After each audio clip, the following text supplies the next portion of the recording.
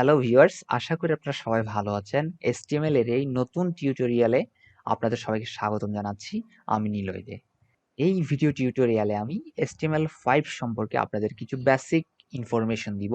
আমরা এতদিন যা পড়েছিলাম সেটা হচ্ছে HTML। এই ভিডিও টিউটোরিয়ালগুলোতে আমি যেই HTML নিয়ে আলোচনা করব সেটা হচ্ছে HTML5, অর্থাৎ HTML এর পঞ্চম সংস্করণ।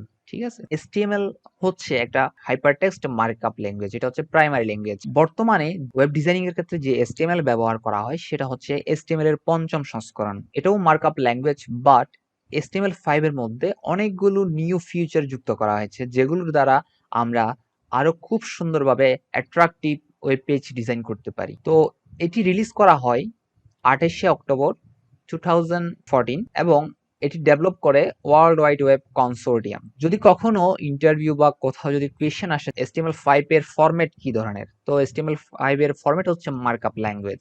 HTML5 এর মধ্যে অনেক ধরনের ফিচার রয়েছে যেগুলো HTML এর মধ্যে ছিল না, বাট HTML5 এ আছে।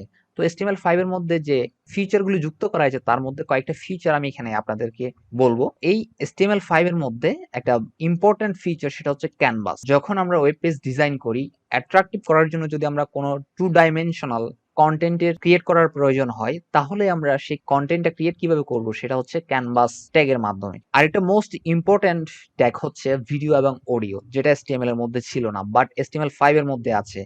আমরা চাইলে আমাদের ওয়েবসাইটে অন্য একটা ভিডিও বা অডিওকে আমরা অ্যাড করতে পারি। আগের HTML টেম্পোরারি মেমোরি স্টোরেজ ব্যবহার করতো, but HTML5 web database use করে। এখানে আরো অনেক ধরনের ফিচার রয়েছে, তার মধ্যে কয়েকটা ফিচার ট্যাগ হলো article tag, footer tag, header tag, nav tag, section tag. এগুলো কিভাবে কাজ করে এবং কেন করা হয় এগুলো আমার পরবর্তী ভিডিও টিউটোরিয়ালগুলোতে আমি দেখাবো।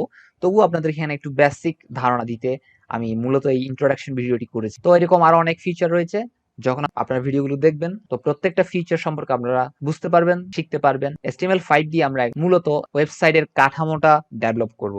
আপনাদেরকে আমি রিকোয়েস্ট করব আমার পরবর্তী HTML5 এর ভিডিওগুলো দেখার জন্য। সকলে ভালো থাকবেন, সুস্থ থাকবেন, সকলকে ধন্যবাদ।